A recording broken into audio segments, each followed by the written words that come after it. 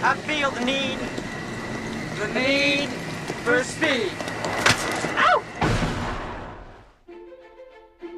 We are underway here on the Thodcast. The Thodcast conversations about animation. I'm Philip Elke, recording here in northern Minnesota, joined by two wonderful co-hosts.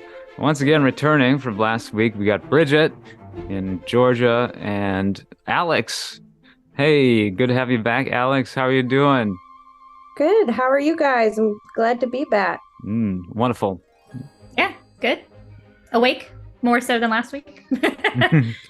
Yeah, I feel like I'm maybe a bit more chipper since then, and then have a little more preparation done for this episode, I would say.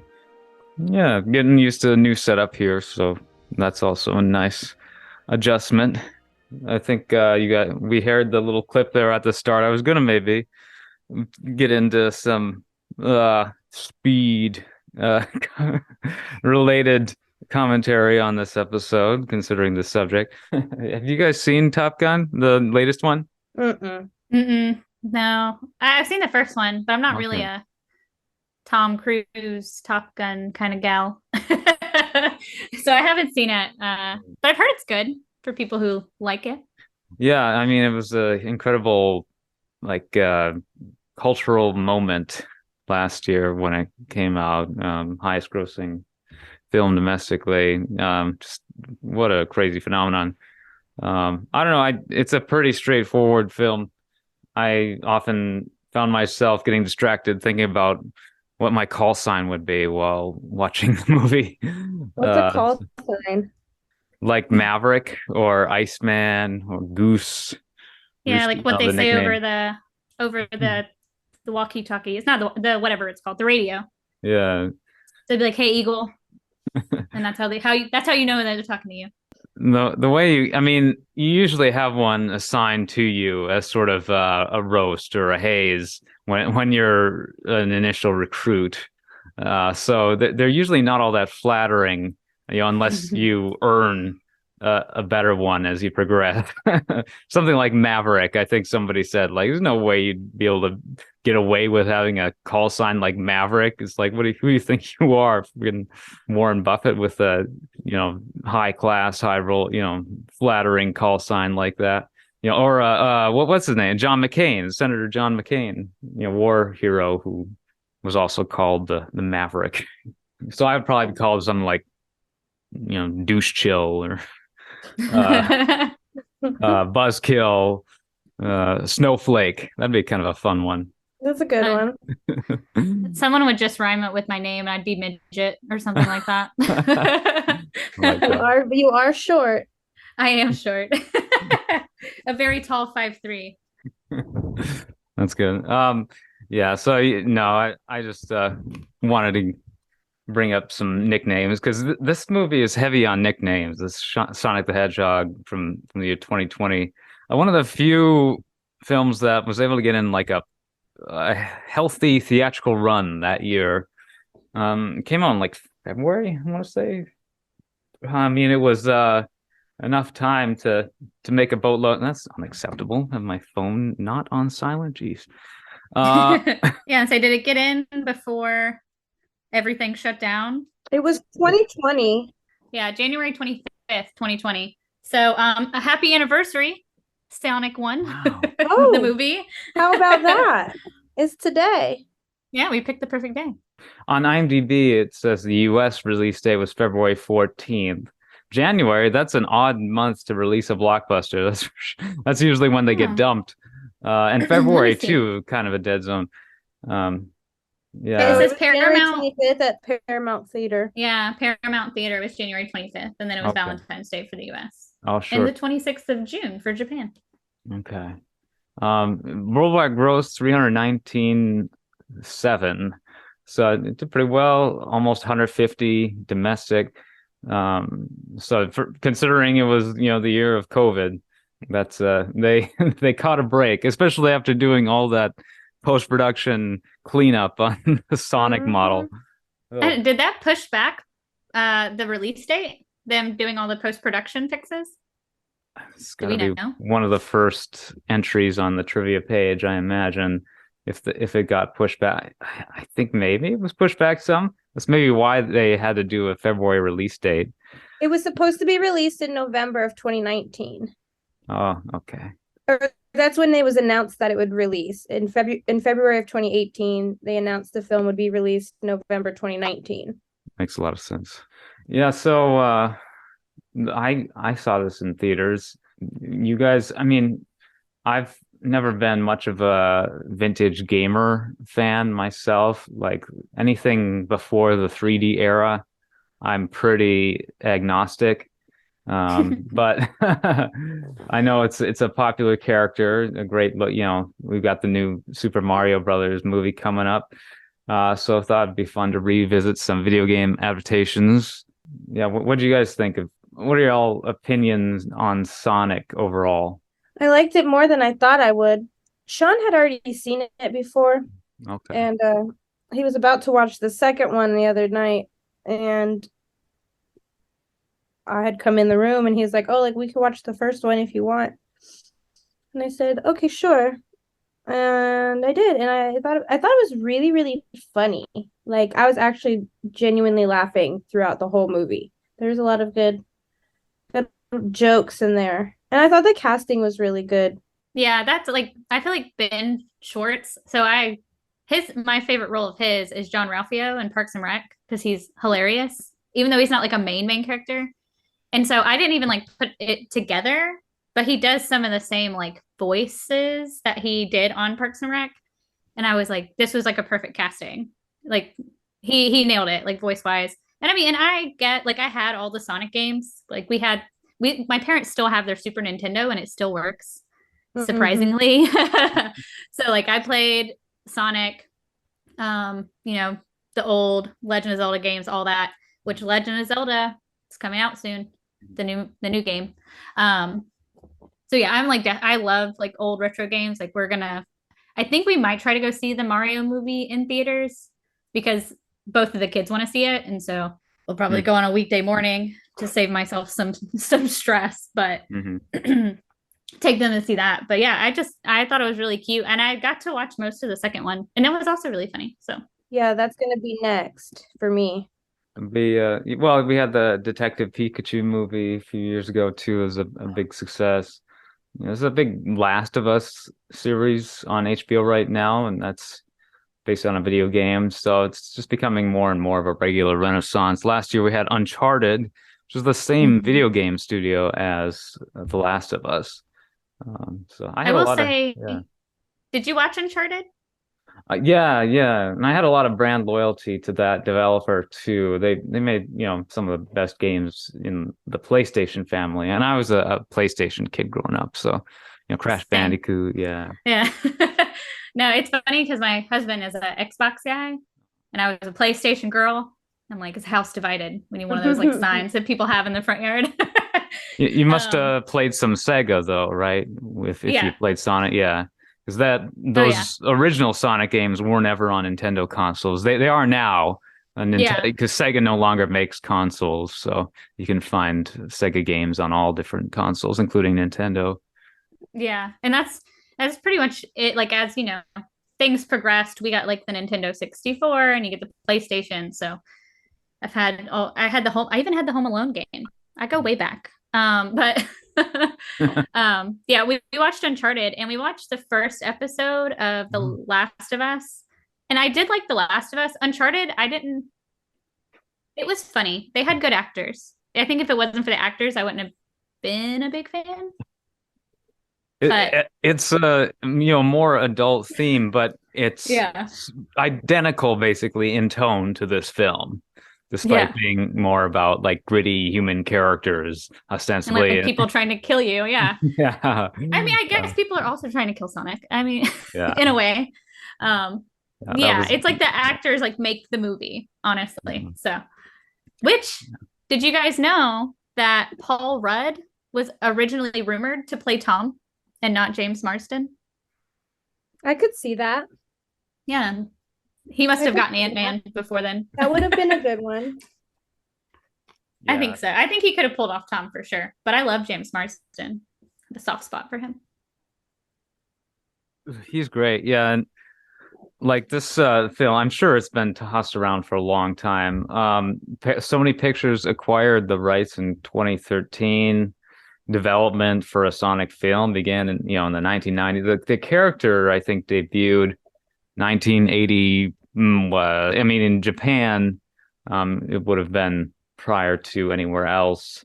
I don't know all my Sonic trivia that I should. I did read a book called Console Wars that was about sort of the chronicling of the American branch of Sega Corporation and their, I guess, rivalry with Nintendo, which wasn't much of a rivalry at the start, but due to some brilliant marketing moves in the early 90s, Sega came into their own as a video game developer and console manufacturer, that got to be spoken in the same breath with the likes of Nintendo, which was really the only player, big player at that during that era, of the early console generations, especially after like the big video game crash in the early 80s, and things like Atari kind of fell out of favor. It was just too easy for publishers to make discount games and just shove them out into the marketplace to unsuspecting buyers. So there's a time when people were very skeptical towards video games in general in the mid 80s. They were seen as kind of a fad. Well, yeah, especially because they went from like arcades being really popular, and then they were like, actually, you could play this at your house and not go anywhere. So there was actually like there's a show on Netflix. I want to say it's made by the same people that do the movies Who Made Us. They do the game. They did a series that was the games that made us.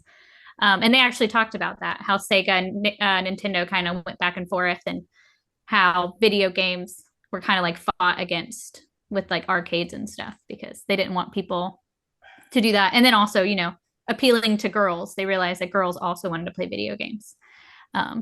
So it's a fun show. If you guys don't want to read anything, there's also a show you can watch on Netflix. Yeah, okay. I don't know if I've seen that. The Games That Made Us. I want to say I think it was called, actually, I could be wrong. It could be, I think it's called High Score or something. I'll have to find it, and I'll find it and I'll let you know. I watched the movie one and I liked it a lot. I like stuff like that. Yeah, we went through a big documentary phase. I do that, every 6 months. So, but it was one that was games. I think it was High Score, maybe. I think you're right. That sounds familiar. Covered it. Have I seen that? Yeah, I think it's yeah. Yeah, I think it's High Score. It came out in 2020. It was a limited series. Oh, shit. And they kind of talk about Pac-Man and Nintendo and, the NES, Dungeons and Dragons. They cover a bunch of different stuff. But there was one specifically about like Nintendo in them. Gotta check that. Okay, I guess I was way off with my dating of Sonic the Hedgehog. He, I guess, didn't appear to the public until the 1990s. Development began in 1990 on Sonic the Hedgehog, which was released on the Sega Genesis, also known as the Sega Mega Drive in other regions, in 1991, June 23rd. And I'm trying to see if there's a difference between release in Japan versus US. This is telling audio. Oh, I didn't realize that I didn't realize that they made Sonic to compete with Nintendo's Mario, apparently. So a platform game. So and the fact that it was a cartoonish mascot, sort of inspired by Mickey Mouse or Felix the Cat. It was influenced by games like Super Mario Brothers. A very stylized, anthropomorphic design designed by Naota Oshima, Gina Ishiwatari, and Riko Kodama. And there are lots of different versions of Sonic. I guess they're two main sprites that have sort of evolved over the course of his history. So he underwent a design change in the 1990s that's more aligned with how he appears in the film. He's got the green irises. His proportions are just a little more, I guess, grown up compared to the like his original model was sort of like how he appears in like the child form in the flashback sequence at the beginning. Mm-hmm. All that good stuff. Anyway, I know that's when you said it wasn't on the Nintendo, at least not originally. I mean, I guess I probably didn't play it until I was like 8 or 9. So I wonder like what console I played it on. hmm. Or if they had it on the Nintendo, maybe the Nintendo 64 or maybe the PlayStation. Because I played it as a kid, but I'm like, I don't know Yeah. what I played it on now. Yeah, maybe Xbox or PlayStation or I don't know. You never had a Dreamcast, did you? That was kind of an I obscure. don't think Yeah. so. No. No, I remember we had GameCube, I maybe. mean we had a GameCube Yeah. and we had all the PlayStations when those came out. We had a Nintendo 64 and the Super Nintendo. I'm like, maybe we had a Sega and I just don't recall it. Okay. But that's why I was No, like, I know yeah. I played it, but if it came out in 91, I was barely alive. Yeah. So I didn't play it until I was like a bit older. So I'm like, it had to have been on something that I played. Yeah, Sega had a lot of like compilation discs that they put out on various consoles. The Xbox, GameCube, PlayStation, I'm guessing all had compilation discs, but I don't think Sonic ever appeared prior to like the GameCube era. I think because Nintendo 64 would have been competing with Yeah. the Sega Saturn at the time, and then the Sega Dreamcast, and then the Dreamcast is the console that bankrupted the company. That was the one that they shouldn't have done. So it must have been the GameCube because that's the first one I see that had Sonic that wasn't Sega. So it Yeah, must have been the GameCube. makes sense. I guess that checks out. That checks out. Did you do much gaming, Alex? Yeah, we had a Nintendo 64 and then I did a lot of handheld gaming. I like my Game Boy Color and then I got a Game Boy Advance and then I got a DS and Hmm. it's all about the DS, for a while. And then I have a Switch now. But Sean's got Xbox, PlayStation. He's been on playing on the PC mostly recently. He played a Sonic game recently, but it was like an open world, like Sonic Go Fast open world type thing. I don't know. He was Oh, playing that for a few weeks just recently. He said that one was really good. I think that is what made him want to watch the movie I didn't know they had an open world game. because he just finished the game. Here, let me. I like to follow the gaming industry. I just so seldom play. That's hard for me to stay on top of things too much. But like I follow Scott the Woz on YouTube, and he seems to be on the front lines of all the current happenings in the Nintendo and the Sega worlds. Yeah, did you guys see Universal Studios Hollywood open their Super Mario World? That's right. I think Sonic Frontiers is the game you're talking about. The open world Sonic. Yeah. That's it. That's it. There you That go. sounds right. Yeah, it's called Super Mario World? No, that can't. No. It's Super something, Nintendo. or Super Nintendo Super World. Nintendo World. Yeah. Is I know, it like, permanent? yeah, it's like a new edition, but it's only in the Hollywood one right now. That's Oh. interesting. Which, Well, yeah, because I go in March, and I was like, not to the Hollywood fun. one, to the Florida one. Yeah, I'm Oh. going for my friend's bachelorette. Yeah, not to that one. And I was like, why didn't they put it the Florida one? They're probably like, Florida one has Harry Potter World, so you guys don't get Super Mario. Oh, does the other one not have that? I don't know. I don't think so. I haven't been in years. it's in both. Oh, is it? I've never been to any Universal Park, but yeah, they have Hogwarts. They have Harry Potter World in both coasts. Do they have both? Do they have Diagon Alley? Yeah, I mean the one in Hollywood is a lot smaller than the Florida one, understandably. I don't know where they got the space to put the Super Nintendo World. They must have taken out a bunch of stuff. They probably replaced like some of the older areas Mhm. because that's what they did with Harry Potter World in Florida. Because I went before Harry Potter World was there, and it was like a medieval kingdom area. And then I've been 3 times since Harry Potter World opened. Okay. And yeah, they've just basically they took over stuff, which I wouldn't be surprised if Universal Studios Florida like has a Super Nintendo area once they see how it does in Hollywood, because apparently they own a ton of land around there that's just like forest. They haven't done anything to it. So they have like Universal definitely in Florida has room to expand. I mean, are they not constructing it currently? I'd be Not that surprised I've heard. let's see. Work resumed in 2021. Epic Universe, which will house Florida's version of Super Nintendo World, is currently scheduled to open in the summer of 2025. Yeah. Well, I wonder if they're replacing anything because there is also at the Florida one, they had an area that was like old Greek god Okay. that I don't know what it used to be, but none of those things are ever open anymore. Mhm. Like they had show areas and stuff. So I wonder if they're going to replace those areas with the Super Nintendo World because they also just got they've been expanding the Jurassic World area too there. Yeah. Here's what's happening in Orlando. They're getting a third park because there are currently two big Universal parks in Florida right now in Orlando. There's a third one coming called Epic Universe. It was originally slated to open in 2023. So that's just going to be a whole third gate, including this, Nintendo World is patterned after the parks that already exist there's one in Japan and then now one in Hollywood.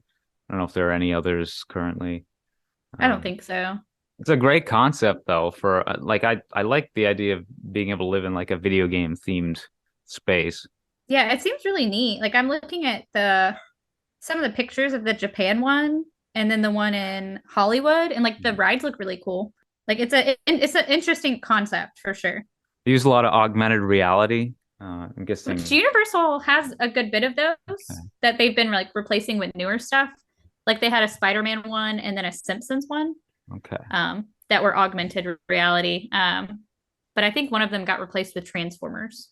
Sure. Yeah. So fun stuff. I'm gonna steal a joke that I thought was funny. It's on a podcast I follow, but this episode was behind the paywall via Patreon.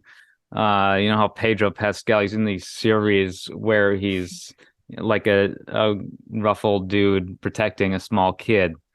So he should probably change his name to Pedro Pascal. Pedro Pascal. Tell them to leave Pedro alone. No, I've seen memes when it's like, who's your favorite kid? And it shows the girl from the show, and it's like, no, your favorite kid. And it shows the second girl from the show, and it's like, no, your favorite kid. And then it shows Baby Yoda. Yeah. No, this the Doughboys is the name of the podcast. I can't rip them off that badly and not credit. But yeah.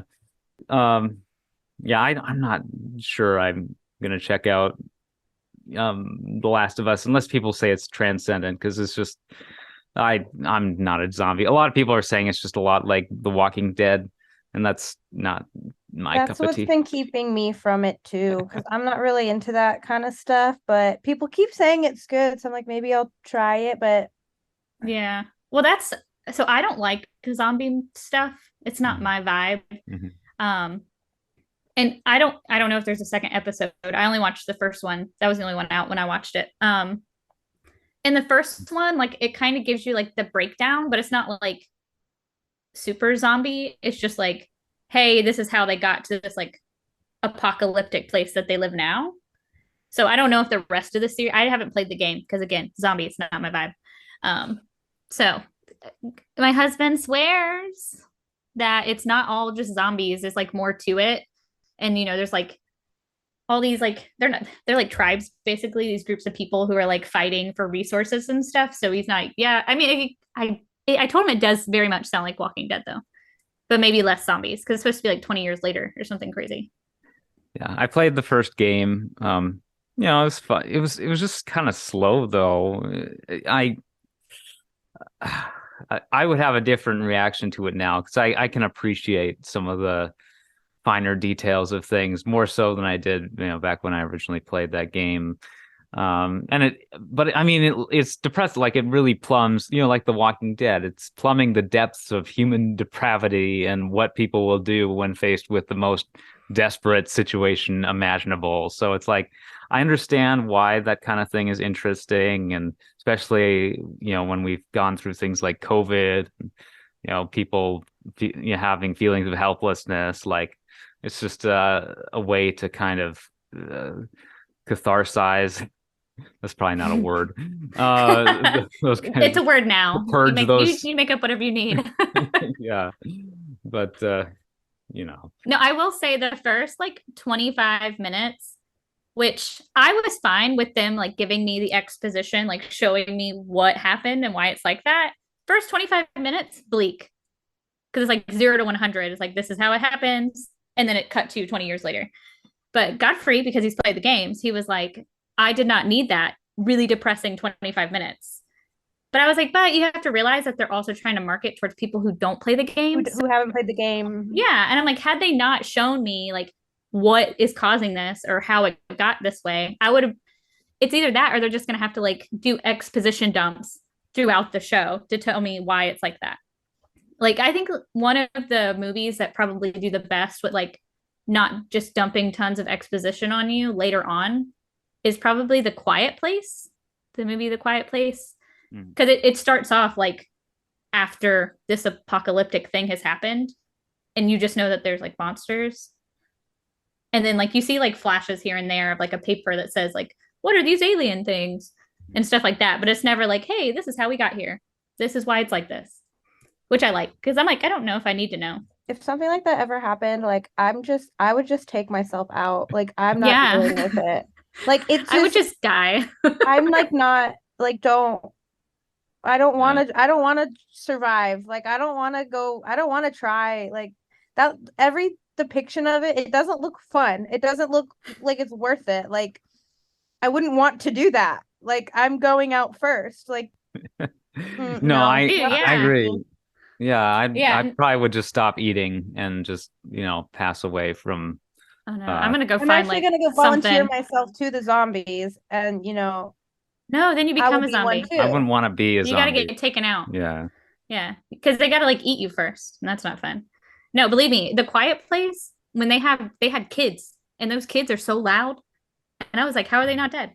Because kids are loud. Was that the one with John Krasinski and Emily Blunt? Yeah, he directed. I haven't seen that one. Yeah, it's basically it's this apocalyptic world where this alien came. So I guess spoilers. Quiet. You have to like you can't talk. They have super hearing because they can't see. There's no eyes, but they can hear like crazy. And so they have like children. Like the opposite of Bird Box. Yeah, actually, I never saw Bird Box. Oh, Bird Box was good. There was so much hype around it that I was like, I was like, I don't want to see it anymore.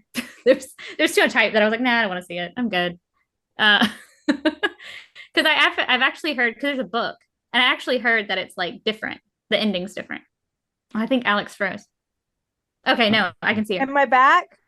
Yeah. No, yeah, you froze for a second. You're good. It freezes on my end too. It keeps saying my connection's unstable. Oh, that's the only time it's done it on my end. But yeah, Bird Box, it's kind of like Bird Box, except it's with the hearing. But they have kids, and the kids are loud. And you're like, you can't be loud because we'll die. But kids are dumb, and they don't listen. Like, my kids would die immediately. So do they die at the end? I'm not telling you. They made like a second one, didn't they? Surely they didn't die. Wasn't there a Quiet Place too? I didn't watch the second one. You just have to watch it one day. Where can I No, watch there is. that? I'll have to look it up. I'm not sure. Because there's the Quiet Place too. She has a baby. She goes through labor in the first one, having a baby while there's aliens in her house. And I was like, nope, I would have died. We would have died right there. Whole family dead.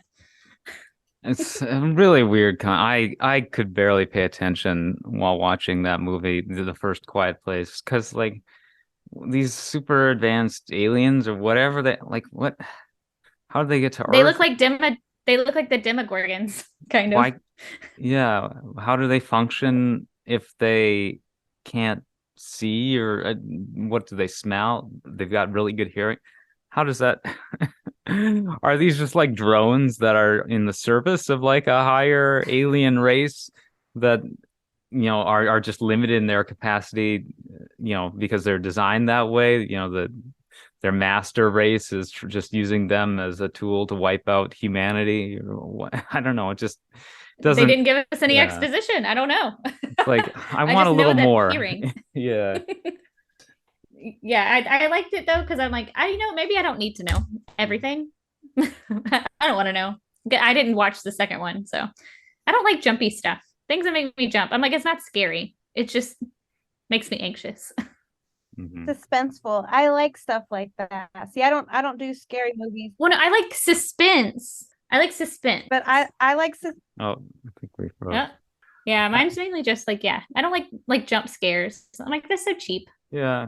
Entertain me. It like make me anxious in a way that is good. Mhm. Like make me feel like ew, creeped out. But like jumping, meh. Yeah, I don't know if I gave it a second look and I would find just the overall story beats effective. To me, it was just like these people, if these aliens that can hear things, are as effective as they are at doing so, it doesn't seem like they'd have gotten as far as they have. They're playing Monopoly with pieces of fabric. Like if it's at that level of precaution, then then you're just barely you probably can't even get a. It's like aren't you gonna you know at night produce farts that are louder than a moving a piece on a game board or something? It's just like silliness like that. Yeah, and Uh, that's what like you don't think about it. It's like, oh, what if you like scream in your sleep? Well, I guess yeah. you're dead.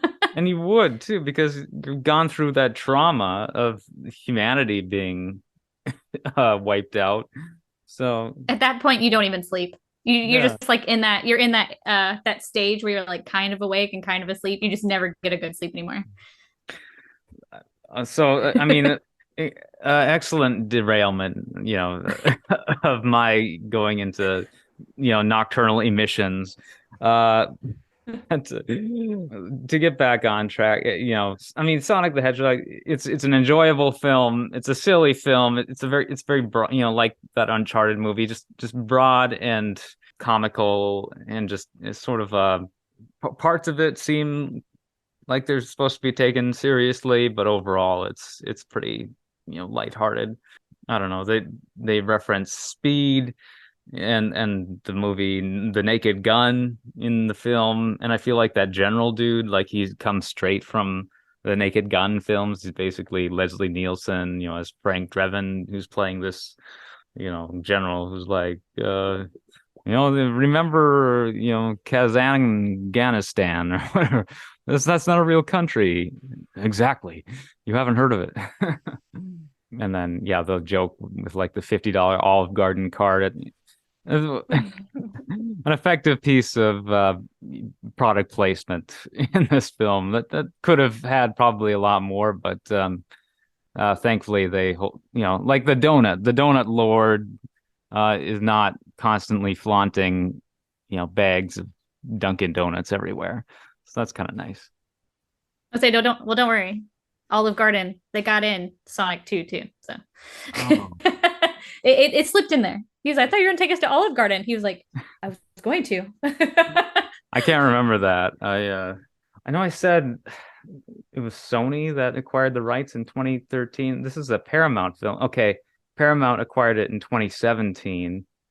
I thought of that because I recently watched an episode of Cobra Kai, which is a Sony production where they go to Olive Garden. And that was kind of a funny bit. I was gonna say, what is it with Olive Garden? They're like, we're gonna stay relevant. Dang it. Yeah. I enjoy an Olive Garden from time to time. Oh yeah. Unlimited salad and breadsticks. They still do that, right? I think so. In this economy, are they doing that still? When do they start charging for it? It'll be a sad day. Now, I will say, outside of obviously Ben Schwartz and James Marsden, Jim Carrey. I love Jim Carrey. I think he's great. Like Robotnik, I was This like, role was good for him too. yeah, because he hasn't been like in something in a while before that. I don't think. Yeah, not like this. This is classic Jim Carrey, which Yeah, has been rare, since the early 2000s, I feel. yeah. He kind of like went through a moment where he kind of removed himself from acting in that way. But he's such a good like comedic actor. He's a great comedian. And so yeah, I saw him in it and I was like, okay. I was like, we haven't seen Jim Carrey in something in a hot minute. And then yeah, I was like, okay, Robotnik, that was perfect for him. Mhm. And not surprising because like his acting method is just so intense and so high energy. I imagine it's got to be exhausting for him. So just taking a break from that to like recharge after all those years, being the highest paid actor, at various points in his career, just like he's done it all. He doesn't owe the world anymore. But thankfully he was willing to come back for another go. Yeah, the movie he did, he had like two like more serious movies before that in 2016. But the one like the most recent one before that was 2014. He was in Dumb and Dumber 2. Oh yeah. And then Did he not had see. like yeah, he was like he popped up in Anchorman 2 and like nothing too crazy before that. Um but in terms of like how I guess he doesn't do method acting, but he gets like really into his characters and apparently like I know the Grinch he apparently like I watched an interview recently and he was like, oh yeah, he was like doing the Grinch almost killed me because he was like he said it was so intense, like the contacts burned, like the costume Yeah. hurt. He was like, I was not having a good time. He was like, but I was like, I have to do this. They're gonna love it. I have to do it. Put my all into it, even if it kills me.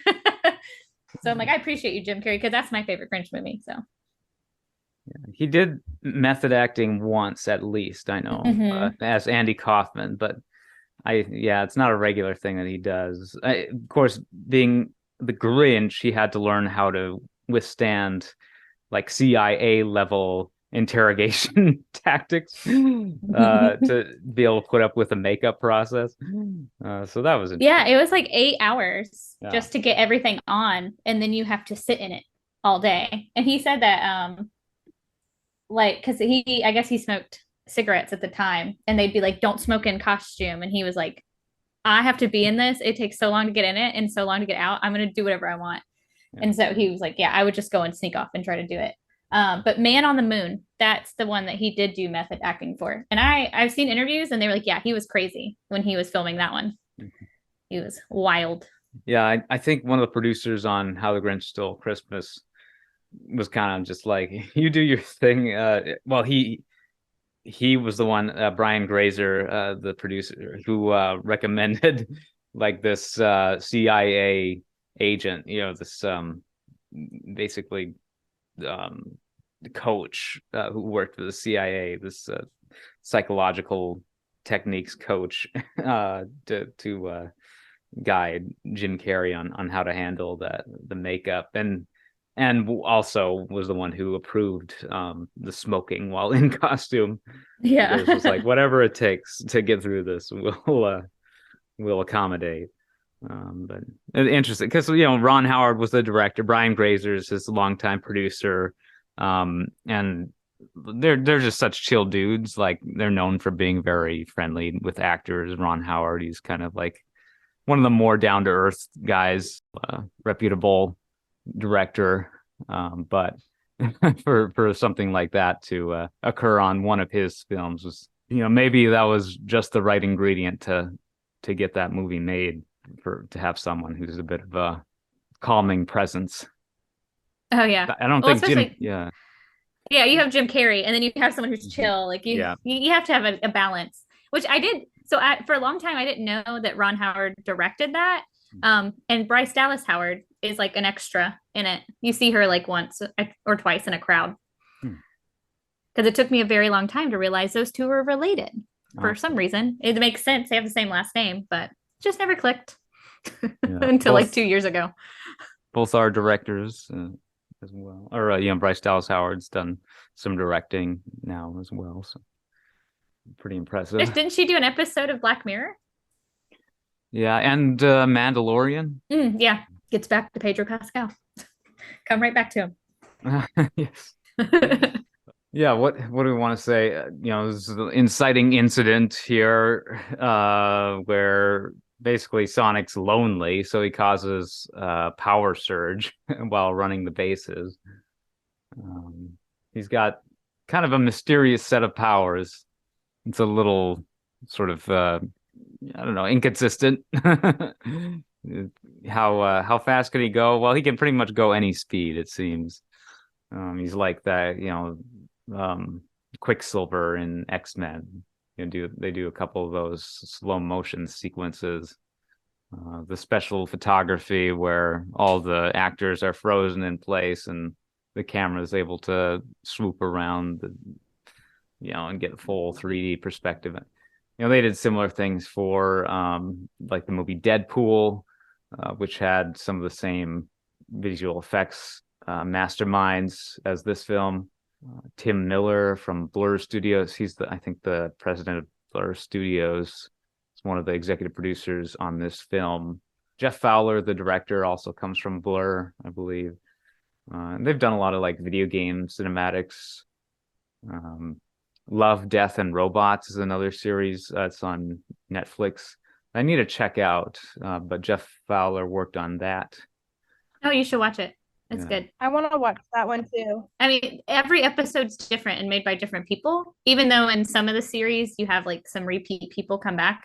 Because I think there's 3 seasons, but it's really good. So does it relate to do the episodes like relate to each other, or is this like everything it's all different? Oh, okay. Everything's all different. Oh, I like stuff like that. I like Yeah. stuff like that. I want to watch that new Netflix thing where you can watch it in any order. I don't know. Oh, I know what you're talking Any of you about. have Is it watched White that? Lotus? It's called Kaleidoscope No. or something. Yes. Don't watch White. That's the last one you watch.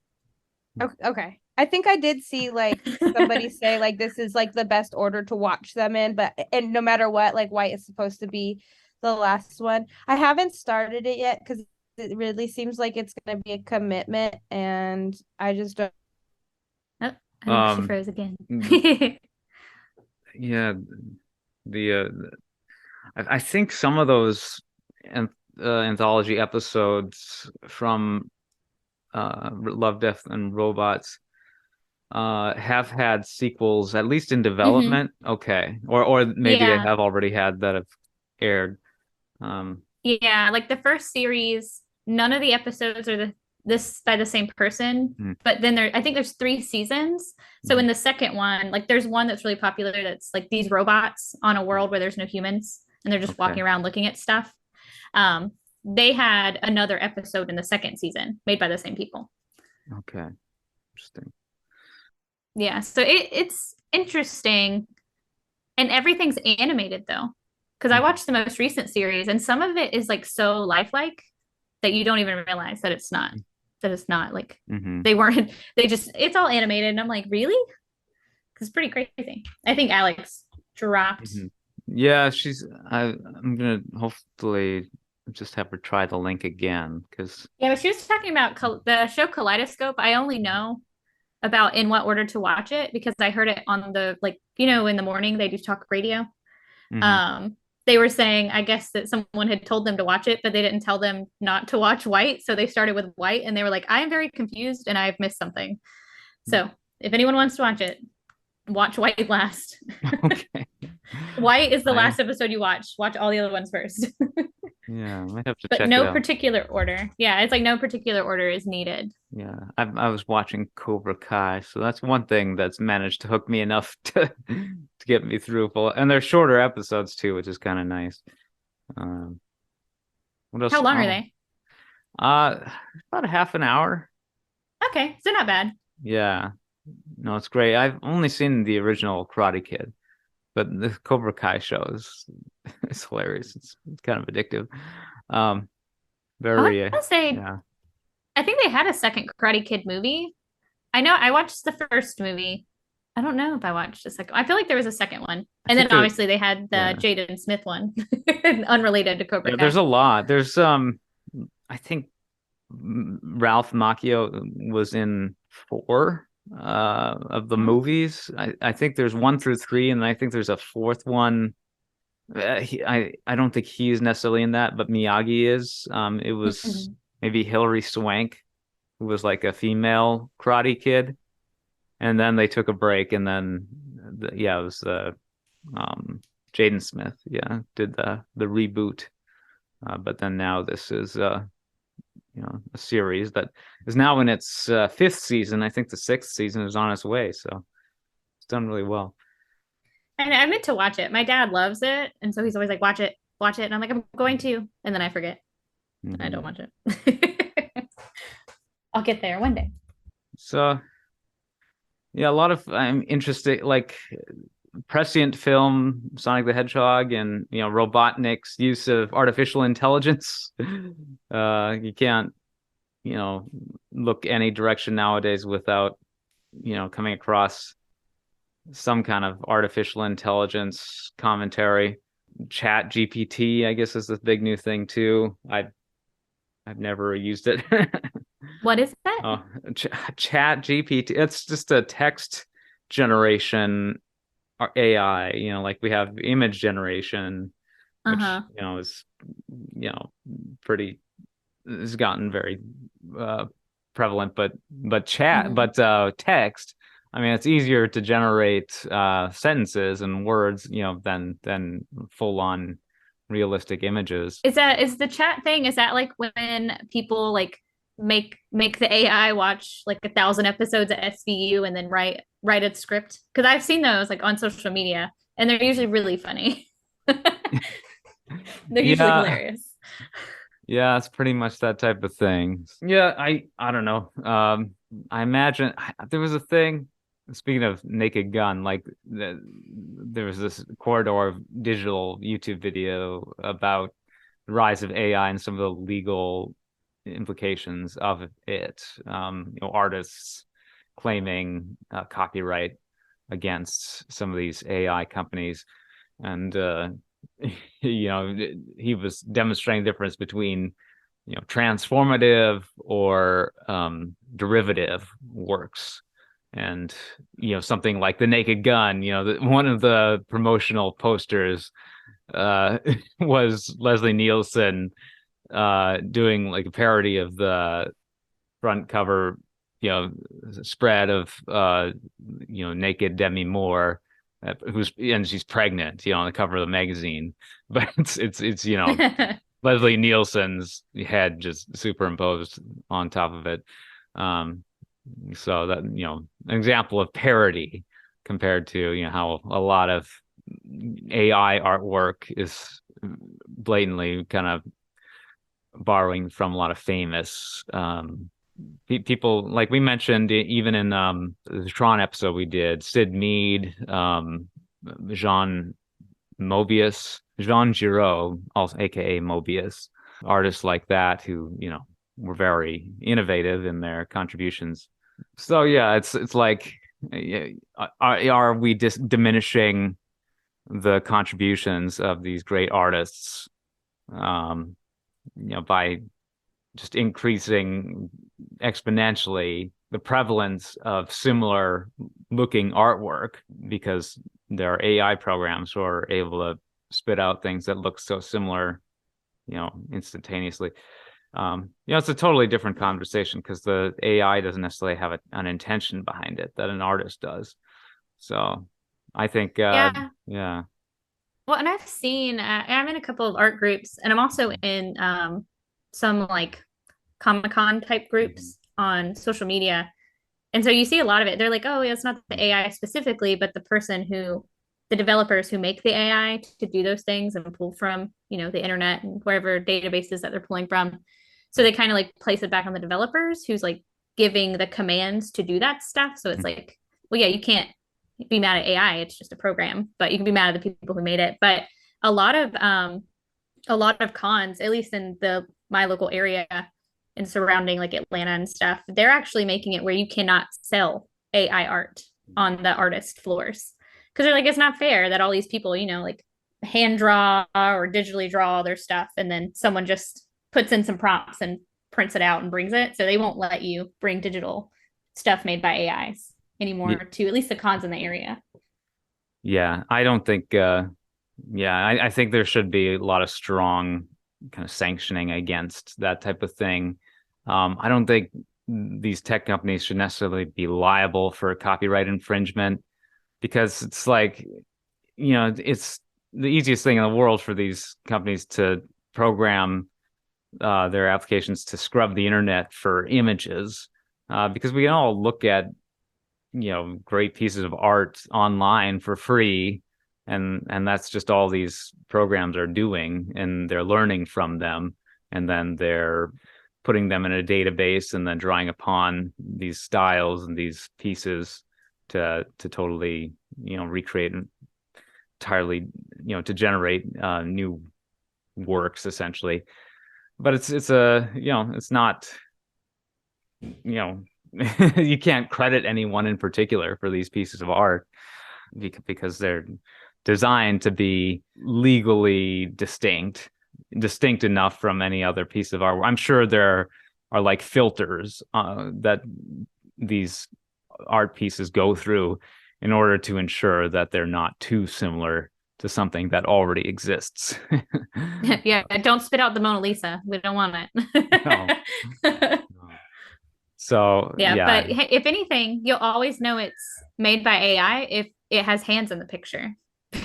Yeah, the hands never look like hands. It's like the AI does not understand what hands are. Yeah. But hands are really hard to draw. So I guess I can feel it on that.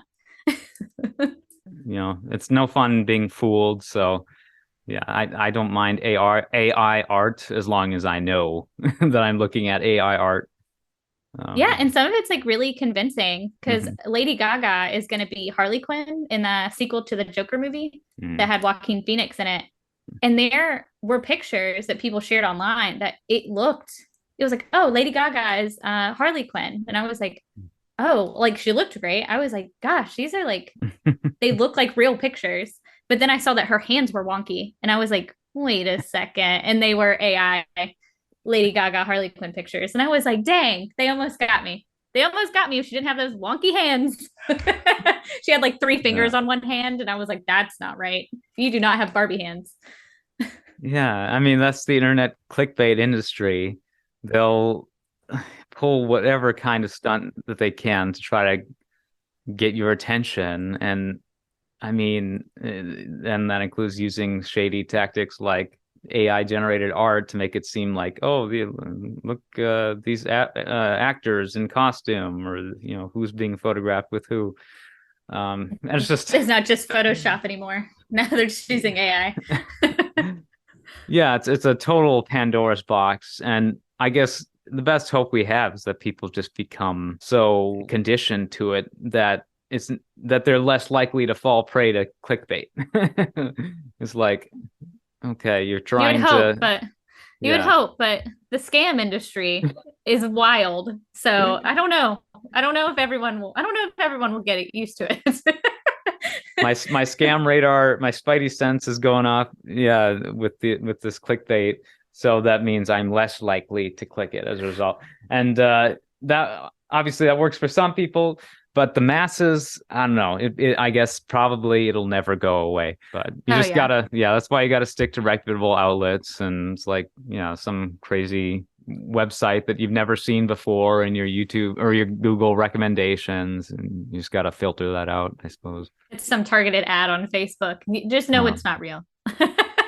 There's so many times that like my Nana's like, oh, did you read this? And I'm like, did you go to any other website to see if that was real? And she's like, no. And I'm like, okay, I'm gonna do a quick Google search then. That if I don't, I'm like, that doesn't seem right. Like when they said Henry Cavill wasn't gonna be in The Witcher anymore, I was like, I don't believe it. And then of course I had to believe it. So sometimes it's not a scam, guys. Yeah, sometimes it's yeah. I mean, you see those creepy ads on news sites. It's not like they're necessarily disreputable news sites, but just low budget. So that kinds of ads that show up on them haven't been vetted, and it's just a lot of like body horror medical stuff. Those they're advertising some kind of anti dandruff thing, or anti-aging, and it's just these horrific pictures that scar you for life. It's like that's kind of what's happening now with AI. It's just like you never know what kinds of eldritch creations you'll come across. You're like, is that Cthulhu? Cthulhu is Harley Quinn? Weird. No, and it's so wild though, because it's kind of like the same thing in like, I would say in like mom groups and like the beauty industry.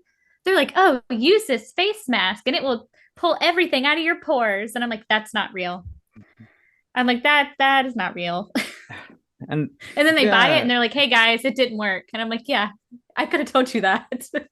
and it's so prevalent because everyone's trying to be an influencer. Everyone wants to be their own cottage industry and try to sell things and, you know, make a living for themselves. I mean, it's just so uh so blatant, you know, so nakedly avaricious sometimes. But I mean, whatever, people have to make a living somehow.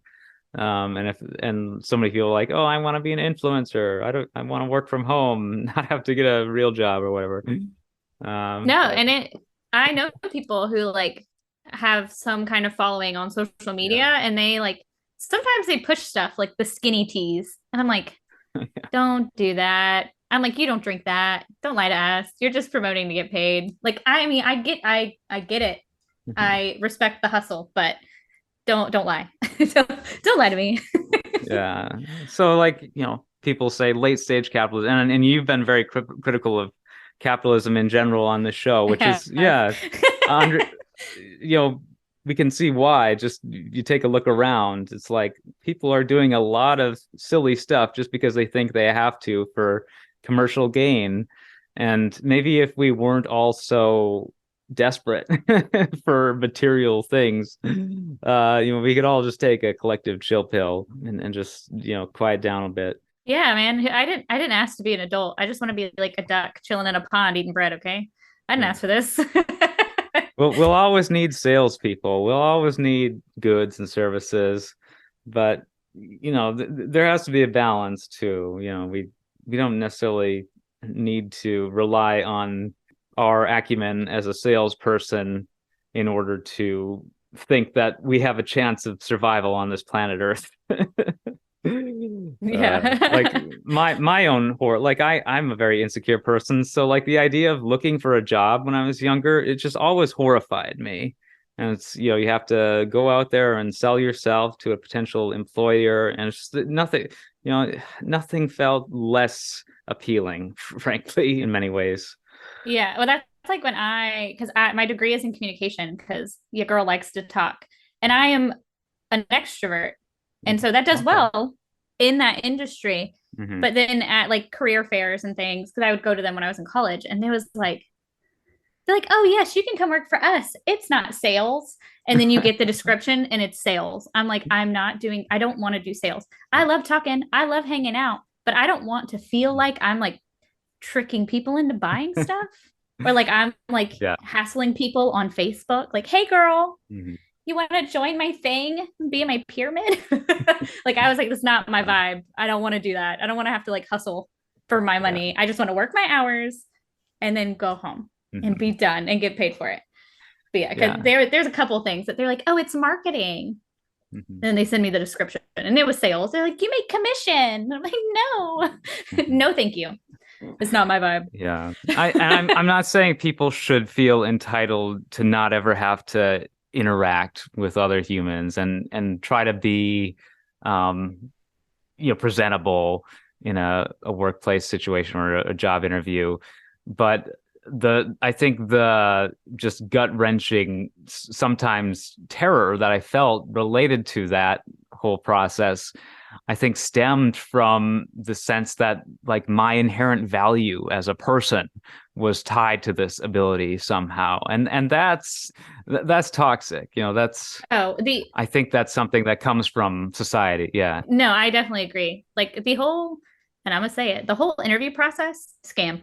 It's all a scam because you're just Yeah. lying. You're like, please hire me. These are the things that I have. You want them. You want me to be here. You want to give me money to be here. And because I had a whole course just on interviewing and making a LinkedIn and doing a sales pitch at interviews or at networking events. And I was like, this sucks. I'm like, I don't want to do this. It's fine to like talk to people and like go to interviews where it's chill, but it's like, oh yeah, they're gonna ask you these really specific questions. And it's always tell me about a time when, and then you lie. And then like I hate interviews because I'm like, they just feel fake. And I'm Mhm. like, I'm not fake. I don't want to be fake. And so yeah, like I definitely agree with you there. I'm like, I don't want to feel like everything is riding on this one interaction we're gonna have, and then we're never gonna talk again if you don't hire me. Hmm. Yeah, it's yeah, unfortunate that like it's just such a deep-seated part of, you know, I don't know, uh, of what is expected from people. Um, I don't know. Yeah, we tend to tie our value to things that are lacking in substance, shall we say. I'm reminded of Sonic and his ability to fit into the human world as this alien hedgehog from another world, another dimension. And he seems to catch on pretty quick. I don't know. He seems to be a quick learner. And speed, he's all about speed. So Yeah. he's I was not like, a get it? Quick, quick. yeah, he's not a dummy, but he is kind of childish. So I don't He's know, like maybe naive. yeah, exactly. So I don't know what the balance is there exactly. Why isn't he some super genius along with being, able to basically Dr. Manhattan style, like teleport instantly to multiple places just because he's so fast. Well, that's the thing. He's so fast, but he has those rings to travel like directly there. But I'm like, Mhm. but you're so fast. Why do you need them if you're Well, the so fast? rings, yeah, they're one-time use, and he can use them to travel to different planets too. So that's important. But not back to his home, right? Well, he has to only go to new places where he hasn't been discovered. Oh, okay. I was gonna say I wasn't sure about that because I know that the owl, I can't remember her name, Strong something, Longclaw, I think. Longclaw. I was like, I don't remember her name. Like I know she sends him through, and then he's like, all right, I'm stuck here. But I wasn't sure like how the rings work. I'm like, can you not travel back to where you're from?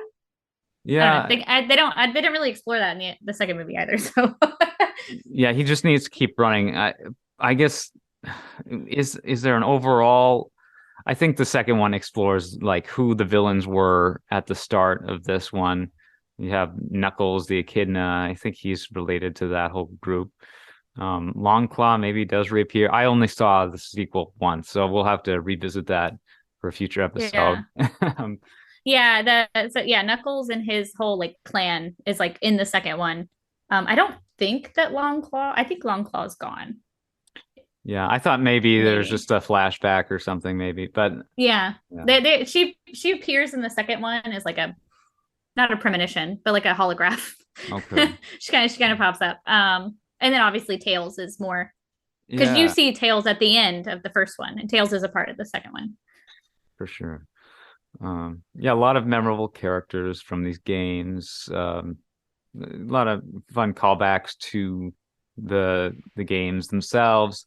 Like there's a moment like during the final confrontation where there's just a series of kind of rapid fire Easter eggs. Robotnik fires all the missiles at Sonic, all of his ammunition, and Sonic, he's really fast. He also, part of his thing is like, yeah, he can slow time down, which is one of my ultimate superpowers. I the great thing about being able to go fast is if like you can perceive time as moving slowly. That's what I'd love to be able to do. Just so I could like read a book in an hour or in a minute. Like if I could just slow time down around me and just absorb everything that I need to absorb within a allotted time. I'd be all about that. I feel like that would be a good one, or teleporting. Like if I could teleport, I'd go so many places. So much work. I hate traveling. I love to travel. I hate traveling to get there. I like traveling because I get to zone out, listen to music, things like that. Oh no, So I have no issue with commuting. oh no. Well, I get it's easier when you're by yourself or Mhm. like with friends. The thing is like we gotta stop 10 times. We gotta stop every 5 seconds. I'm like, I just want to get there.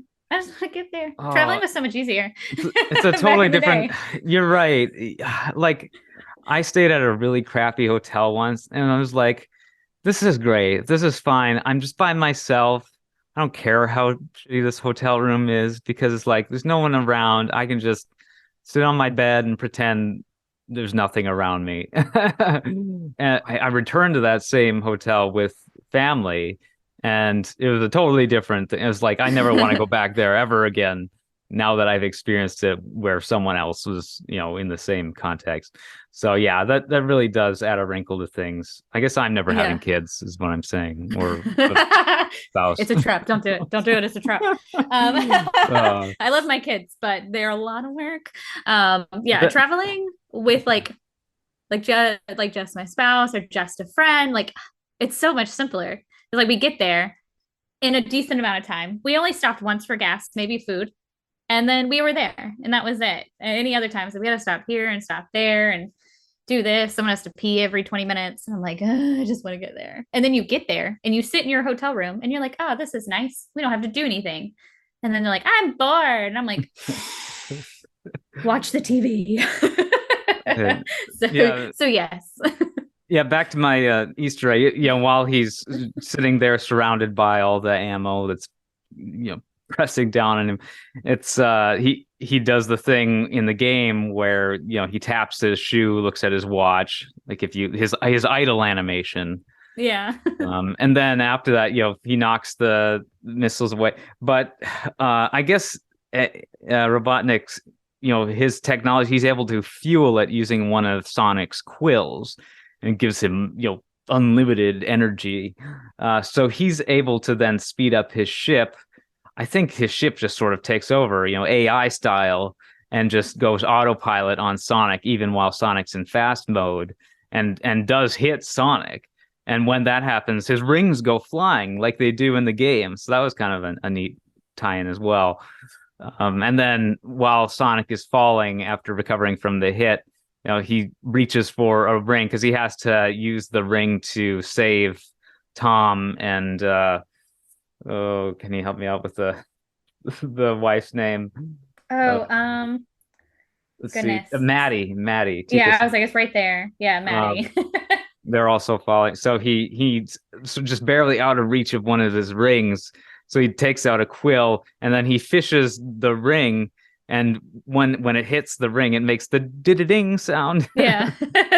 Also a nice little Easter. So yeah, like there's a lot of thought that went into this. Jim Carrey's in full form, basically. That was a huge factor behind the success of this film.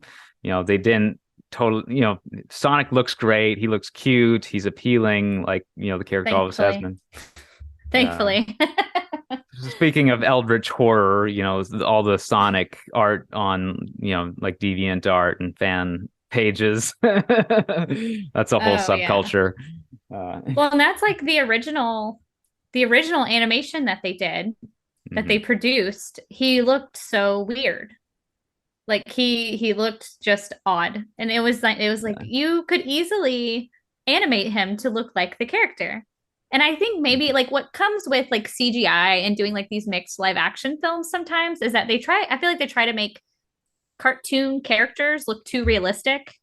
Mm-hmm. And it's like, I don't know. I feel like Sonic should just look like Sonic. The way he looks in the game, but like real. It's hard because in which they listened. His original design, his eyes, it's kind of like a face shield. His sclera are connected. And I think it is to sort of resemble like goggles that a high-speed racer would wear. But it doesn't really work in CG animation, unless you have just, I guess, two big eyeballs that are literally touching together. Here they are slightly separated by his brow to be more realistic. But that's maybe one of the features of that original cartoon model that made them decide, let's maybe go a more realistic direction. Like he's a real species of alien hedgehog creature that's landed from another planet. And so we can't just go full cartoon because he's supposed to be like this realistic alien or something. Yeah, and I pulled up a picture and it's like I honestly forgot how weird it looked. Mm-hmm. And it's like, I don't know if you can see it, but just look at it. It's just frightening. Well, he was all over that Chip and Dale movie. His eyes were so tiny. Yeah, like yes, I watched that and that was so funny. I didn't realize that's what that movie was gonna be And I was like, this is a weird take, but I Yeah. liked it. But yeah, it was like, I don't know, some like nightmare fuel. They like, because I that's why I said they just tried to make him look too realistic. And I'm like, it's not translating. It looks weird. Yeah. His Yeah. eyes were so tiny. It was weird. Even before they showed the final design, they released a poster with just the silhouette, and it had like big, girthy legs.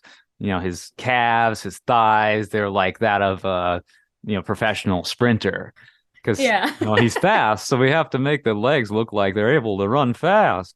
He's got to be stacked. I'm like, no, he needs to look like, one of the long distance runners. They're always the skinny ones. You guys have been spending too much time on DeviantArt. Yeah. Well, and like his teeth were like really realistic, like human teeth. It was just a weird look. And I was like, I get what they were going for, but it was like really uncanny and weird. And I was like, ooh. But I'm glad that the internet came together. It was like when everyone came together when Pokemon Go came out. Everyone came together and they said no, and they fixed it. And now look at them. They have a second movie that's done great. Yeah. No, it was nice to see Paramount get a win. A video game adaptation that wasn't terrible.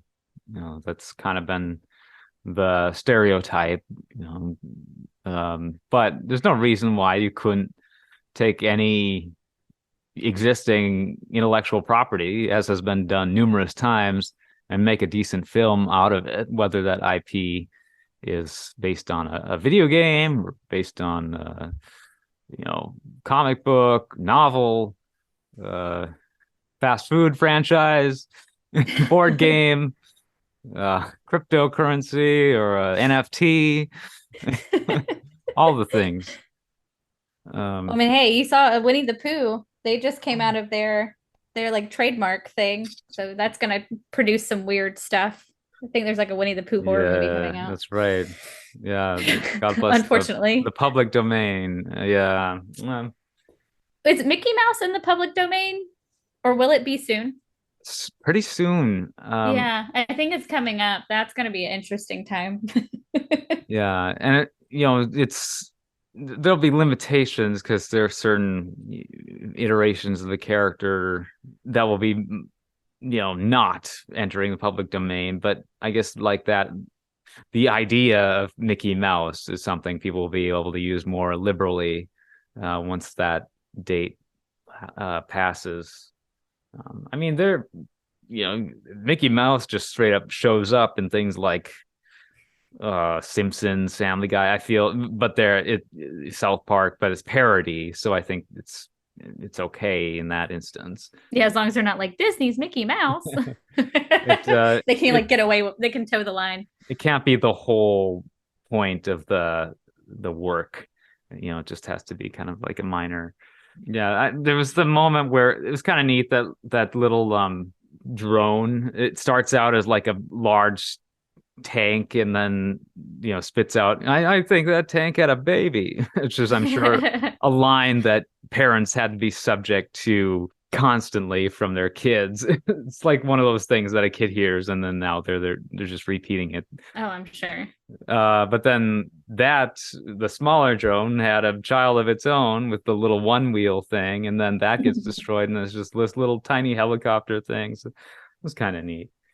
It's the Russian nesting dolls of That's right. robots. Right. I wonder. Yeah, well, I'm trying to remember. And I don't recall because I couldn't find it either. Robotnik, was he like a villain from the jump? Was he a bad guy from the beginning? Yeah, he's in that first Sonic game. Well, no, I know he's in the games. I was in the movie. I can't remember. My brain's not working. Is he like a villain just from the jump? He's like, hey, give me your power. Yeah, I mean, I can't remember. He's called like how he becomes the villain. Yeah, he's called in by the government, but okay, that he's just a total jerk and he hates people. He's a misanthrope. He's not very nice. No. Yeah, and he's an orphan. Thanks for rubbing that in my orphan face. When he gets made fun of by Tom. Yeah, he because he makes fun. he says, I was spitting out formulas while you were spitting up formula. And Tom was like, I was breastfed. Robotnik, well, thanks for rubbing that in my orphan face. Yeah. Okay, yeah. So he's a roboticist words Yeah. and a scientific genius. Yeah, because he has like his little like hench guy too. Yeah. I can't remember his name Is either, it but was it just Agent Stone? Because then Agent Stone, because then at the yeah, end just Agent Stone. he has this little Wilson ball, but it's a stone in this mushroom world that has a Yeah. face painted on it and hair, like the Wilson volleyball. And he calls it Yeah. Agent Stone. Yeah, he keeps that. Yeah. That's his bestie. Yeah, because he ends up on the fungus world Yes. at the end. Yeah. So interesting setup for the sequel where, he's already planning to escape the fungus world by Christmas. I like his endeavor to make a Mhm. good tea with mushrooms. Which I was like, if you're on a mushroom planet and you're making tea with mushrooms, you gotta be careful. You're gonna get into something else. Well, I don't know. We've been doing this for a little while, and I know we've been all over the place. So if anyone stuck with us throughout this episode, I very much applaud. But any other things to say? I mean, it's a fun little romp. This journey from Green Hills, what was it, Wyoming or Montana to San Francisco. Yeah, and back. Um, and Maddie's sister apparently lives in San Francisco in this house that clearly isn't in San Francisco based on the proximity.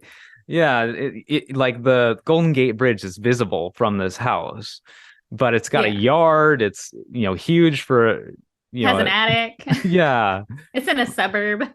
Yeah, it's clearly in a suburb, but it's shown to be in like Marina district of San Francisco, which no, all the houses in that part of the town.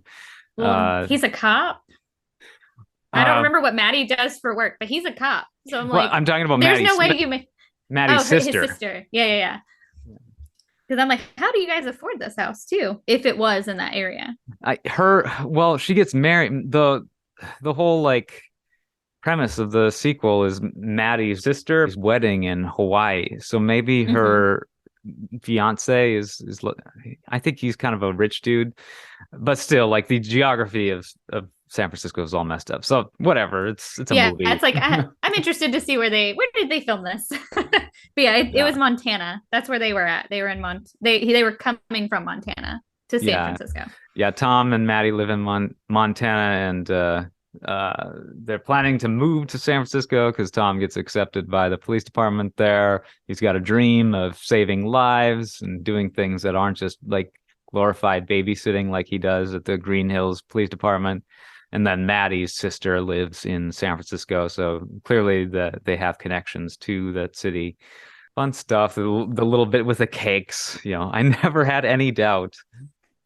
She gets 2 cakes just in case the letter comes and it's a reject letter. And then then you get 2 cakes regardless if it's good or bad. Win-win. You get double cake. Yeah. You don't get the job, you still got 2 cakes. Mm-hmm. All right. But yeah, no, it was just a funny movie. It was like a movie I could watch without anyone else. Really funny. I love Ben Schwartz, Jim Carrey, James Marsden. Maddie was cool too. It was just like they picked a really good cast. And I feel like they all worked together really well, even with one of them not being on set technically. Yeah, Ben Schwartz did a good job. I wonder if he tried to show up on set, a fair amount. Just I think he likes to, do physical activity. From what I know, like he's done things like, scratch dialogue for like BB-8 in the Star Wars sequels. He's friends with J.J. Abrams, but I don't know if that involved him being on set for that. So I'm trying to think. That's what I was looking to see if he was on it. Which J.J. Abrams, that's a good friend to have, I feel like. Yeah. Okay, so principal photography began in Vancouver, Ladysmith, and Vancouver Island in 2018. And then they also filmed in Liwa, Oasis, United Arab. I don't know how to say that. How do you say that? With the United Arab Emirates. Emirates. I was looking at it and I'm like, that's not going to come out. So during filming, Ben Schwartz was actually unavailable. So they did a stand in to perform alongside Marston on set. Yeah, I wondered about that because I was like, I would at least show up. I'd be like, I'm not actually here, but I want to be here. I want to be a part of this. Yeah. So Maddie's sister is Rachel, who has an ascended role in the sequel. Natasha Rockwell. Her house is technically in Vancouver. This is where they would have shot that. It makes a lot more sense. Yeah. And her fiance is Shamar Moore. Okay. Who I like. Yeah, I like him. And that's like the whole thing. They're like, gosh, he's so good looking. And all his friends are so good looking. And I was like, they're not wrong. Well, thank you, Bridget. Thank you, Alex. Apologize to Alex. Yeah, she's busy, so it's kind of tough to, get coordinated every week, and the sometimes the internet situation is just one of little compromise. So she'll be back on a future episode, but for now, this is one that I kind of wanted to cover from its initial release, but just never got around to it. So I'm glad we're doing it now. And I definitely want to revisit the sequel sometime soon as well. So thank you so much, Bridget, for talking some video games, some Sonic, and then all other kinds of things, AI, streaming, crazy capitalism. Yes. Pyramid schemes. We're everywhere. the commercial hellscape in which we live.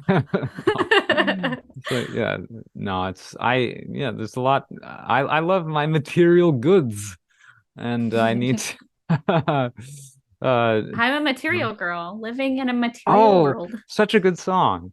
I like the satirical nature of that song. I mean, if you take the lyrics at face value, it's very iffy, but I think Madonna, she knows what she's doing when she's singing that song. It's very catchy. Oh yeah. Have you seen the music video? I don't know. I haven't. It's satire. Okay. So it is all satire. Yeah. Yeah. Because she's like, oh yeah, like all these guys could give me all this money, but she just wants to be with the guy who like she likes and treats her well. And so I'm like, oh, that's cute. If people, I imagine people like watch it because it has that famous scene of Marilyn Monroe in the pink with the diamonds. Okay. She does that. And so I think a lot of people think like, oh, material girl. And I'm like, it's satire, you guys. That's not really what it's about. Yeah.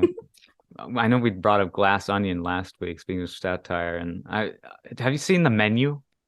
No, but we talked about that too. We did. Okay. I actually saved a meme that I have to send to you. That has Ralph Fiennes and her in it. Yeah, because that I forgot to send to you. Also a great satire. I would say on balance, I enjoyed The Menu more than Glass Onion, but I don't know. I'm kind of a foodie too, so it's a fun time. Did I see something else this is of a similar vein recently? There's a lot of stuff out right now. They recently announced Academy Awards. Yes, Angela Bassett. She got nominated for Best Supporting Actress for Black Panther: Wakanda Forever. Oh, cool. But the movie itself did not get an Oscar nomination.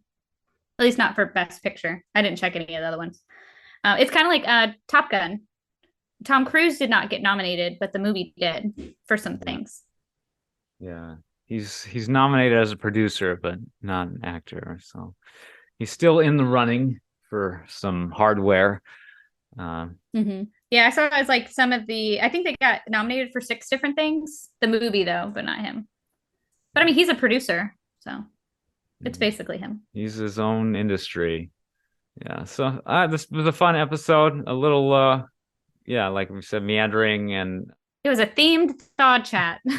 Yeah, and if it seems like my mental capacity fluctuates frequently on this show, I totally get that because I listen to a lot of podcasts, and sometimes people who have been doing it for over a decade per se or do things that I find uncharacteristically stupid. And that's just the nature of the beast with this type of thing. It was like this show. They're playing a game. Anytime a podcast says they're playing a game, I immediately kind of check out because usually they're terrible. This one wasn't too bad. They were doing like 2 truths and a lie. And so you know, if you're the active player, you have to state 2 things that are true and one's a lie, and then the rest of the players guess. And this guy, you know, he gave his 3 facts about him, you know, blah blah blah blah blah blah blah blah blah.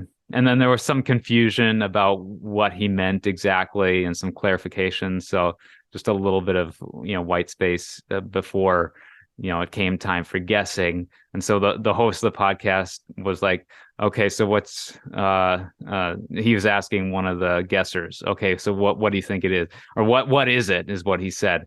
And then the guy who gave the clues just blurted out the correct, he didn't let anyone guess. He just spat out he gave away the answer. So it's like, what are you doing? It's like, you're not playing it right. What are you doing? Two truths. Come up with 2. No, I'm not going to put you on the spot like that. But I mean, I have some. Let's see. Okay, hold on. I can do it. 2 truths and a lie. Yeah, I guess you have to. I think it's 2 truths and a lie, and then I have to figure out what's the lie. Okay, so I have auditioned for American Idol.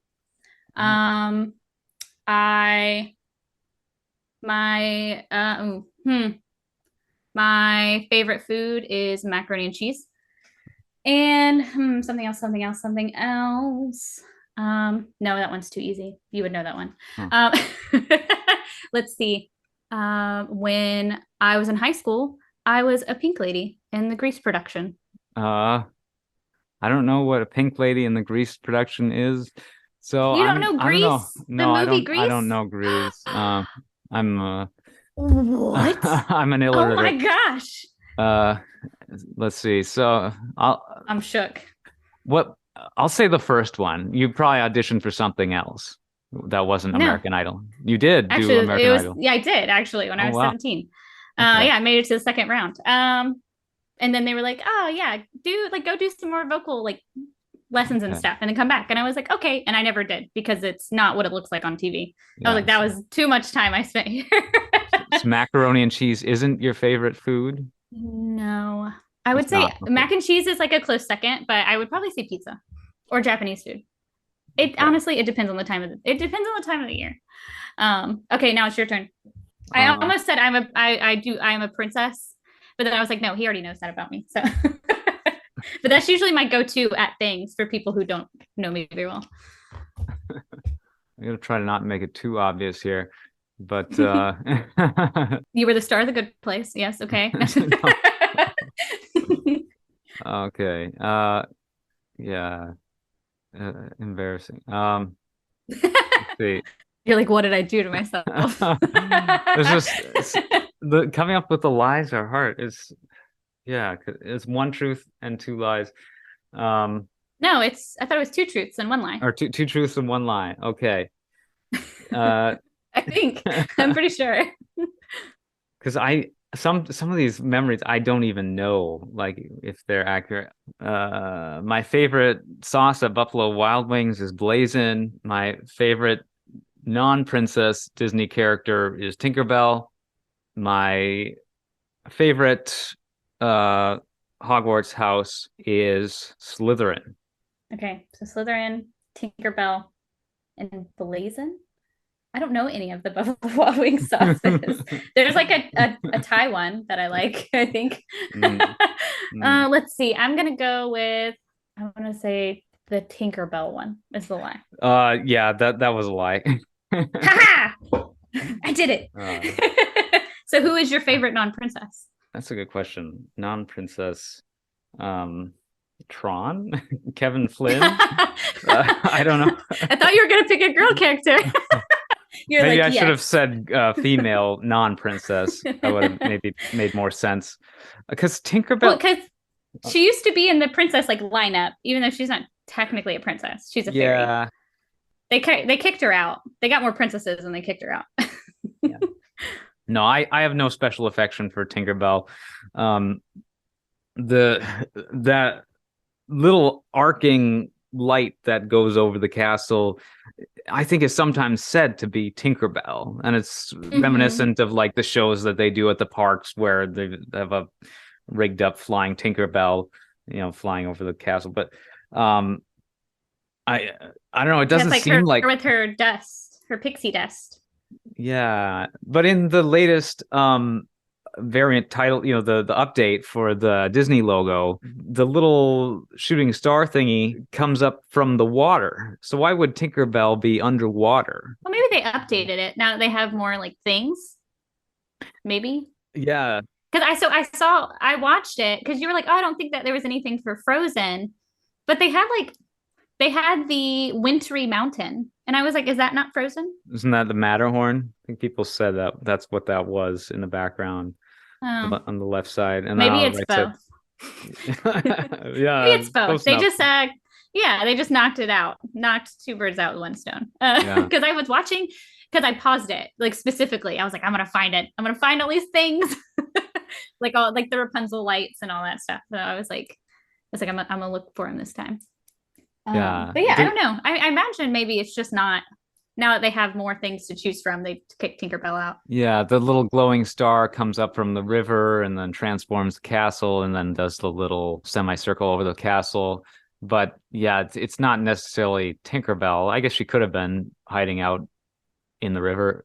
But also it's like, I guess if you look at it, it's the second star to the right in terms of like, there are a couple stars in the frame that are the brightest ones.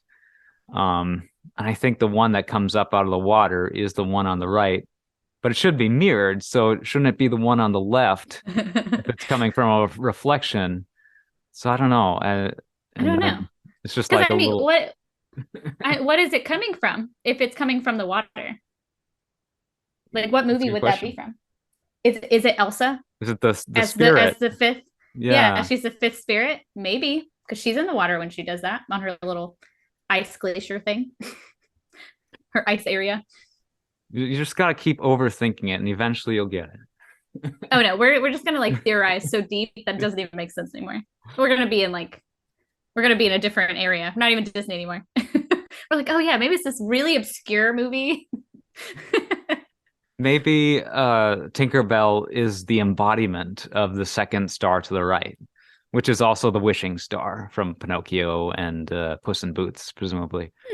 Interesting tie-in. Starlight, star bright, first star I see tonight. Wish I may, I wish I might have this wish I wish tonight. Yes. I think that's how it goes. Yeah. Because I think when we did the Puss in Boots one, I couldn't remember the last line, and I remembered it later, and I was like, I knew it. Because it was like something that was in I think I had like a doll that I squeezed as a kid that said it, and I was like, I should have remembered that. Didn't dig deep enough. Oh, but I was gonna say my favorite female non-princess character is probably Megara in Hercules. I like her. She's sassy. Yeah, I wouldn't pick someone like a Lucasfilm character, or, Princess Leia or something. I'm thinking someone who's originally in a Disney branded film or product. So gosh, a lot of affection for like Woody or Buzz Lightyear, or I don't think I would pick a Marvel character either. I would keep that separate. Gosh, I mean, I like Mickey Mouse just as kind of a cultural icon. Yeah, Jim Hawkins is fun. Flynn Rider's fun. But I know I love Tron so much that my mind immediately just goes to those films. I think it's Tron. It's always been Tron. Yeah, I mean, I even like the Garrett Hedlund character from Tron Legacy, who's, I don't know, some people think he's not the most charismatic dude, but like he's kind of just like a worn out, wash up who's trying to follow in his father's footsteps, but is just, disenchanted with the whole software industry. He needs to watch Strange World, break that generational curse. Yeah. Yeah. Oh, Ralph from Wreck-It Ralph. Vanellope is fun. I mean, she's a princess. So She is a princess. yeah. So I guess she doesn't count. She was, yeah, because she was in the whole princess thing Maybe in it is. Wreck-It Ralph, the last Wreck-It Ralph movie. Maybe it is Tinkerbell just by default. No. I don't- Well, there's Kita from Atlantis. she's a princess. She's not a princess. Yeah, she'd be a princess if that technically. movie were more successful. Well, no, and that's like that was something I always said about like Pocahontas and like Mulan because they were princesses. I think Mulan still is. Yeah. I don't know if I would have to look up to see if Pocahontas is. I don't recall seeing Oh her yeah, and stuff lately. she's Is she still? she's maybe a little less publicly trotted out than some of the other official Disney princesses, just There's because probably she's people learning about the history of the real yeah, Pocahontas. yeah, not exactly the Um, best representation of the historical accuracy of that real yeah, historical but that's what I figure. always was like. I used to argue because this used to be like when I was a server, we were always encouraged to like talk to our tables, and that would be like my go-to. I'd be like, who is a Disney princess and who isn't, and why? And we'd have a debate. I love to debate that. But I was like, Pocahontas technically is because she's the chief's daughter, which in that world, princess. But Mulan was not a princess. She did marry a prince or a king. She did not come from royalty. She just marries a captain in the military. She could have I assume. become, yeah, she was given the option to become the emperor's like second in command, practically. So she would have been as as good as a princess if she had accepted. But I guess it's never too late. Yeah, that's what I was like, she can be an honorary princess. I'm fine with it, but she's not a princess. Well, Yeah. I see the argument too about some of the people who married like princes, and it's like, oh well, technically they'd be a duchess, and I'm like, shut up. They're a princess. Yeah. Let her have her moment, okay? Every country does it differently. That is true. Yeah, that pretty much does it. We mention the other nicknames? Blue Devil, Donut Lord, Pretzel Lady, Eggman. I mean, that's a good like Easter egg, literally. Yeah. Well, yeah, and because his ship is like shaped like an egg. that's a common thing for translation across different regions for like video games that were made in published by Japanese developers. So like a lot of characters have multiple names that they're known by because they're different in Japan from what they are in the US. So like I don't know if the Eggman Robotnik distinction was totally a localization thing, but I just know that here in the US he's gone by both depending on the game. And I think it's just become a case where the two names have become sort of interchangeable. And so in this film, Eggman is the nickname that he's given by Sonic because all his drones look like little eggs. And then he makes that Charlotte's Web reference too. So Well, and then he comes back bald. So that's true. He loses his hair, which then makes him look even more like an egg. He looks like an egg. Yeah. And like Bowser is known as King Koopa in Japan. There's a lot of different like Mario characters who have different names. Princess Peach, Princess Toadstool. Things have become a lot more standardized nowadays, but back in the late 80s, early 90s, it was less common for things to match one to one. Well, yeah, it's kind of like it always reminds me of like Pokemon, how it actually is like pocket monsters. Yeah. Not like that. No, we're not calling it that. Yeah, it's interesting how Japan uses a lot of anglicized words in their names and in their brands. I just think maybe the more they adopted like modern capitalism, modern, modernity post World War II, they brought over a lot of things from the English speaking world and kind of assimilated them. So that's probably I kind of wonder if sometimes things don't translate well or like they don't translate properly.